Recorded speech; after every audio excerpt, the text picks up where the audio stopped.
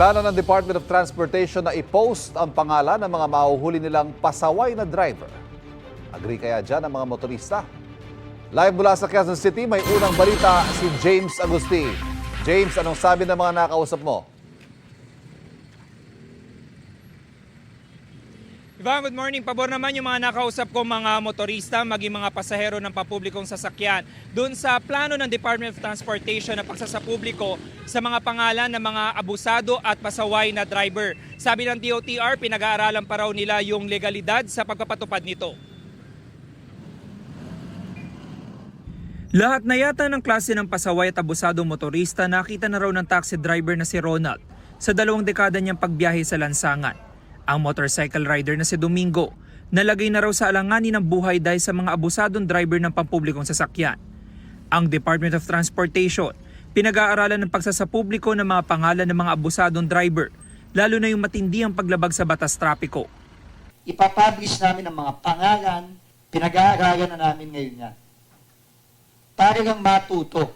Kung di kayo madaga sa kung di kayo matatakot sa kaso, sa multa, baka dito, mahiya kayo. Kung sila Ronald at Domingo ang tatanungin, pabor sila sa balak na ito ng DOTR. Pabor ako para makakatulong na may ayos yung abusado. Para mabawasan natin yun, maayos natin yung mga abusado sa kalsada.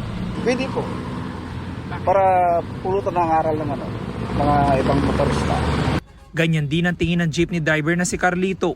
Dahil marami na raw buhay ang nasakripisyo dahil sa mga aksidenteng dulot ng mga pasaway na driver. Balagbag dito, balagbag doon. At ay makukuha nga hanap buhay yung maganda yan eh. Kasi ako una-una, mga pamilya natin halagaan natin eh. Ang ilang pasahero na amin nakausap, pabor din sa hakbang na ito ng ahensya. Okay na naman yun sir kasi para hindi pa marisan ng ibang driver. Para matuto sila, iwas sa disgrasya. Kasi ang iba kasi, masyadong mayabang. Nilinaw naman ng DOTR na pinag-aaralan pa nila ang legalidad sa pagpapatupad nito. Tingin ko kapag naintindihan ng mga kababayan natin na may consequence ang paglabag sa batas, tingin ko dahan-dahan, titino tayong lahat.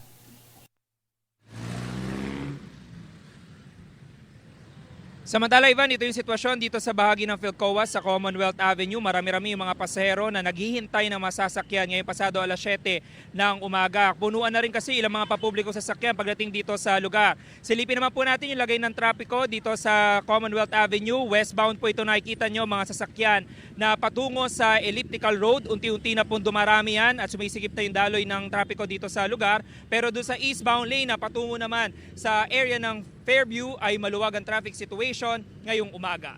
Yan ang unang balita mula rito sa Quezon City. Ako po si James Agustin para sa GMA Integrated News.